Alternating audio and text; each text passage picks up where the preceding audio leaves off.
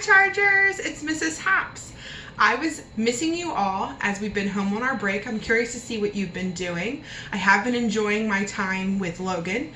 He is currently napping and I can see him on my little monitor. So I figured I'd take a chance to get something done and teach you something. I'm very curious as to what you've been doing and if you've had any wonderful art experiences so far. And I thought I could teach you something new. Today I'm going to show you how to draw our mascot Bullseye, and then once you've learned how to draw his head and his body, it will be up to you to show me what Bullseye could be doing on his break. Maybe he's reading a book like you've all been doing and posting on Facebook. Maybe he is hiking in the woods. Maybe he took a rocket ship to the moon. So it'll be up to you to show me how creative you can be and what you can do with your Bullseye once we've learned how to draw it. To get started, all I have is a piece of computer paper from my printer upstairs, a pencil that I recommend you drawing with. I'm going to draw with a black pastel just so you can see what I'm doing from far away. To start with, we're going to start with Bullseye's head. When I draw Bullseye, I start with his nostrils first, which are actually the shape of two ovals. So I'm going to draw two ovals kind of close together, almost like a set of eyeballs. Then it's time for the muzzle of the bull. Across the top of the ovals, almost like a heart-shaped line, you're going to draw two little humps that come across and down, and then I curve it back around almost like a circle. Now to make Bullseye smile, I just give him like a nice little line through there, and then that becomes his mouth. So right now he kind of looks like almost like a frog, but it's time to start putting the face on him. So at his top of his head, I always give him a little cloud of hair. So I can start with a little hair. My board went off the board there, but that's fine. And then I have two lines down from the cloud that connect to his muzzle. That becomes his head. Inside of that, you can add two more ovals, so it almost looks like he has four eyes right now, and color two little circles in to give him some eyeballs. Now it's time for Bullseye's horns. They come out almost like triangles off the side of his head. So I can loop them up and then bring them down. I'm going to go out to the side and bring them down. And Bullseye has ears, which are kind of like two flower petals, like a pointed oval.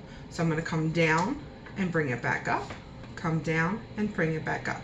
I also draw two lines in Bullseye's ears. That way I can make the inside of his ear one color and then the outside of his ear another color. When you're done, you have a Bullseye head.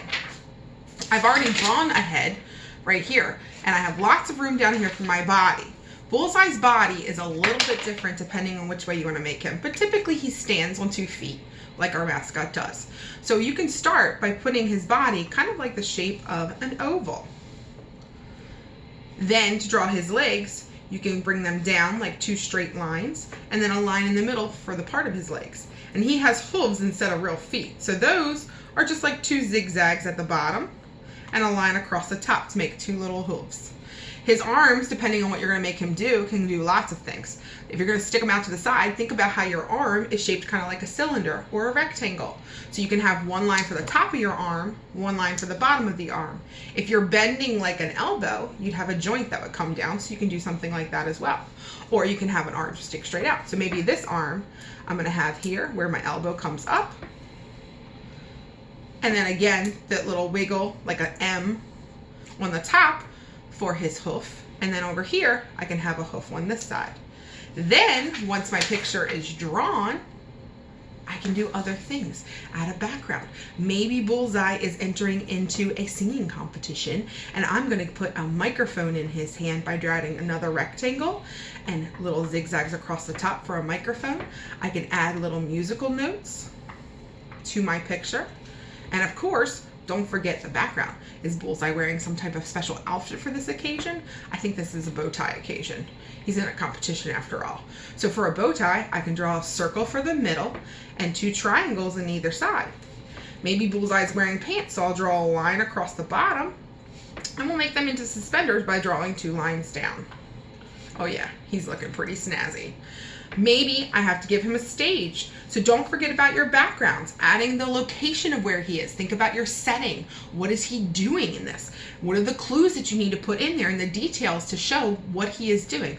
If this is a singing competition, maybe there's a stage with curtains, so I can draw wiggly lines to represent the curtains that are going on in the background. And if you do all of this with a pencil, you've pretty much then created yourself a coloring page. And then you have crayons at home, markers, pastels, paint, whatever you want to do, and create it any kind of way you want. I would love to see what you make Bullseye do.